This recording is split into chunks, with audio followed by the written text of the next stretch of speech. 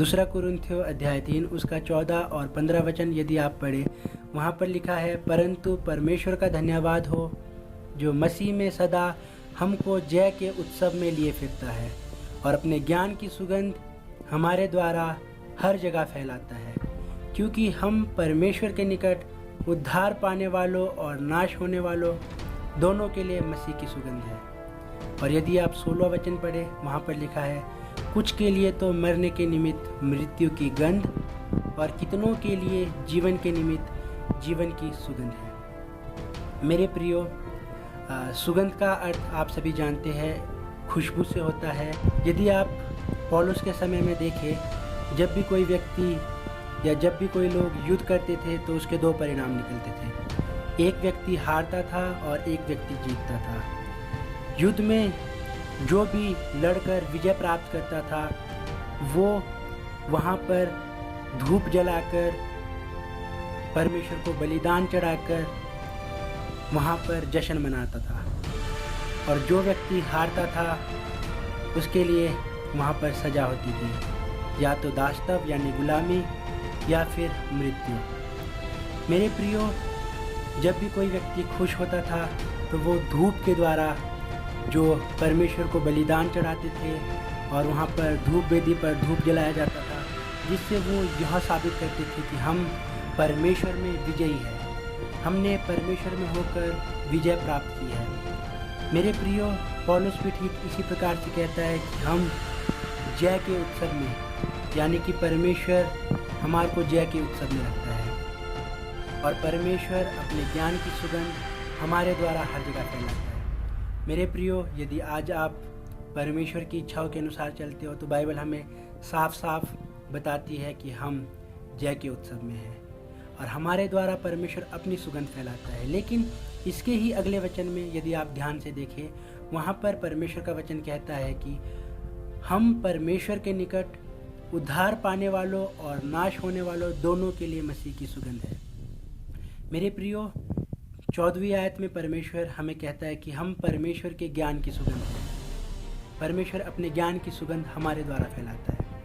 और दूसरे ही वचन में परमेश्वर हमको मसीह की सुगंध ठहराता है। मेरे प्रियो, आज आप और मैं मसीह यीशु की सुगंध है। यदि आप 16वां वचन पढ़ते हैं, वहाँ पे लिखा है कि कुछ के लिए तो मरने के निमित्त मृत्यु की गंध और कितनों के लिए जीवन के निमित्त जीवन की सुगंध है। मेरे प्रियो, आप सभी जानते हैं सुगंध किस तरीके से फैलती है। मेरे प्रियो, सुगंध यदि आप देखें, खुशबू वो फूलों से फैलती है, और इत्र आप सभी जानते हैं परफ्यूम। आज कोई भी ऐसा व्यक्ति नहीं है जो परफ्यूम ना लगाता हो। परफ्यूम से भी वो इत्र, उसकी भी एक महक होती है जिसे हम सुगंध कहते हैं। यदि आप इत्र छिड़कते हैं तो उसकी महक, उसकी खुशबू, उसकी सुगंध पूरे घर में, आपके आस पड़ोस में जितने लोग आपके सामने आते हैं, जितने लोग आपके संपर्क में आते हैं, उन सभी तक उसकी सुगंध फैलती है। मेरे प्रियो, आज व्यक्ति के द्वारा सुगंध पूरे घर में फैलती है। आप जानते हैं कि एक समय ऐसा था जब इजराइलियों को परमेश्वर ने मिस्र से छुड़ाया, जब परमेश्वर ने कहा कि तुम एक मिलाप वाला तंबू बनाओ ताकि तुम वहाँ पर मेरे लिए बलिदान चढ़ा सको, और वहाँ पर एक धूप वेदी चढ़ाओ, और वहाँ पर एक धूप वेदी बनाओ। मेरे प्रियो, वो धूप वेदी वहाँ पर इसलिए थी ताकि लोग वहाँ पर धूप जलाकर परमेश्वर को, उस सुगंध से परमेश्वर को वो प्रसन्न करना चाहते थे। वे लोग चाहते थे कि परमेश्वर उस सुगंध से, उस महक से खुश हो जाए। आप सभी जानते हैं, यदि आप में से कोई मंदिर गया हो, मुझे पता है हम सभी मंदिर गए हैं, मंदिर में आज भी धूप जलाई जाती है। मेरे प्रियो, ये प्रथा आज से नहीं बल्कि उस समय से प्रचलित है जब मूसा ने परमेश्वर के लोगों को, यानी कि इज़राइल को मिस्र से छुड़ाया था। उस समय से लोग धूप जलाकर परमेश्वर के लिए सुगंध द्रव्य, आपने सुना होगा सुगंध द्रव्य, कि परमेश्वर के लिए सुगंध द्रव्य ठहरे। बाइबल में बहुत जगह लिखा है कि तुम्हारी भेंट परमेश्वर के लिए सुगंध द्रव्य ठहरे, यानी कि तुम्हारी भेंट, तुम्हारा बलिदान परमेश्वर के लिए सुगंध द्रव्य हो, यानी कि परमेश्वर के लिए एक महक हो, परमेश्वर के लिए खुशबू हो।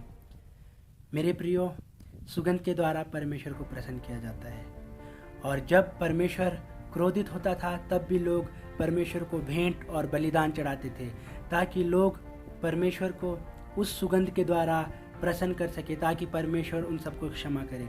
मेरे प्रियो, यदि आप उत्पत्ति अध्याय 8 उसका 20वां वचन पढ़ेंगे, वहाँ पर लिखा है, तब नूह ने यहोवा के लिए एक वेदी बनाई, सब शुद्ध पशुओं और शुद्ध पक्षियों में से कुछ कुछ लेकर वेदी पर होम बलि चढ़ाया।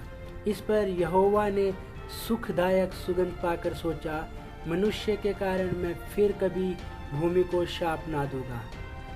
मेरे प्रियो, जब भी कोई व्यक्ति पाप करता था वो बलिदान चढ़ाता था, और परमेश्वर एक ही बात सबको कहता था कि तुम्हारा बलिदान मेरे लिए सुखदायक सुगंध द्रव्य ठहरे। मेरे प्रियो, और पौलुस इस बात को कहता है कि आप और मैं मसीह की सुगंध है, और आज आपका जीवन परमेश्वर के लिए सुखदायक सुगंध द्रव्य ठहरना चाहिए। मेरे प्रियो, आप जानते हैं कि यदि आपके जीवन में कुछ भी ऐसी बात है जो परमेश्वर जिससे घृणा करता है, तो आप कभी भी परमेश्वर के लिए सुखदायक सुगंध द्रव्य नहीं ठहर सकते। और यदि आप परमेश्वर के लिए सुखदायक सुगंध द्रव्य नहीं ठहर सकते, तो मेरे प्रियो, तब अगर यदि हम फिर से वचन को देखें, 15वां वचन कहता है कि हम परमेश्वर के निकट उद्धार पाने वालों और नाश होने वालों के लिए, दोनों ही के लिए मसीह की सुगंध है। मेरे प्रियो, यदि आप वो सुखदायक सुगंध द्रव्य नहीं है, यदि आपके जीवन में आज भी कोई ऐसी बात है जो आपको सुगंध नहीं बल्कि वो गंध फैलाती है, जो आपके जीवन में उस बदबू को फैलाता है, तो मेरे प्रियो, उस बदबू से कोई भी कभी भी परमेश्वर को प्रसन्न नहीं कर सकता। इसीलिए बाइबल में लिखा है कि कुछ के लिए तो हम मृत्यु के निमित्त, मरने के निमित्त मृत्यु की गंध है। मेरे प्रियो, आज फैसला आपके हाथों में है कि आपको परमेश्वर के लिए सुखदायक सुगंध द्रव्य बनना है कि उस मृत्यु की गंध को आपको लेकर चलना है। यदि आप इफिसियों अध्याय 5 उसका 2 वचन से आगे पढ़े, यहाँ पे लिखा है, प्रेम में चलो जैसे मसीह ने भी तुमसे प्रेम किया और हमारे लिए अपने आप को सुखदायक सुगंध के लिए परमेश्वर के आगे भेंट करके बलिदान कर दिया। मेरे प्रियो, प्रभु यीशु मसीह भी आपकी और मेरे लिए सुखदायक सुगंध बन गया। परमेश्वर ने आपके और मेरे लिए अपने आप का बलिदान किया। मेरे प्रियो, यदि आप सचमुच में मसीह की सुगंध बने रहना चाहते हो, तो मेरे प्रियो, आपको आज परमेश्वर की इच्छाओं के अनुसार चलना होगा। मेरे प्रियो, आज आपको उस हर एक बात को जो परमेश्वर चाहता है कि आप मानना होगा। मेरे प्रियो, प्रभु यीशु मसीह ने आपके और मेरे लिए अपना बलिदान दिया। उसने अपने आप को सुखदायक सुगंध होने के लिए भेंट करके बलिदान चढ़ाया। उसने अपना संपूर्ण बलिदान चढ़ाया ताकि आप और मैं बचाए जा सके।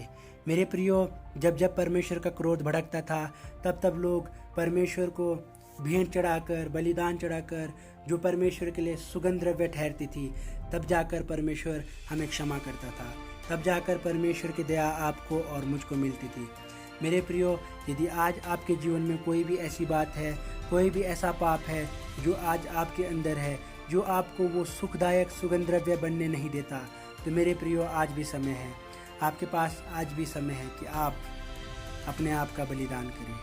आप उन सभी पापों का, जो आपके जीवन में ऐसी बातें हैं जो आपको परमेश्वर से दूर करती है, उन सभी का बलिदान करें, क्योंकि मसीह हमारे लिए सुगंध बना और अपना बलिदान कर दिया। मेरे प्रियो, आज हमारा और आपका फ़र्ज बनता है कि हम भी परमेश्वर की इच्छाओं के अनुसार चले, ताकि हम परमेश्वर के लिए वो पवित्र सुगंध बने जो कि परमेश्वर हमें कहता है। जिस प्रकार पौलुस हमें कहता है कि हम परमेश्वर में मसीह की सुगंध है, और कुछ के लिए मरने के निमित्त मृत्यु की गंध, और कितनों के लिए जीवन की सुगंध है। मेरे प्रियो, यदि आज आप परमेश्वर के लिए सुगंध द्रव्य ठहरते हैं, तो मेरे प्रियो, आपका जीवन सुगंध से भरा होगा। सामने वाला व्यक्ति आपको देखकर प्रभावित हो जाएगा, वो आपके जीवन को देखकर वो प्रभावित होगा, वो ये बात सोचकर परेशान हो जाएगा कि क्या ये वही व्यक्ति है जिसका जीवन पहले कैसा था और अब कैसा है। मेरे प्रियो, आज आपको इस अवसर को गंवाना नहीं है। आज आप और मैं परमेश्वर की सुगंध है, और आपका और मेरा फ़र्ज बनता है कि हम लोगों तक उस खुशबू को फैलाएं जो परमेश्वर ने हमें दी है।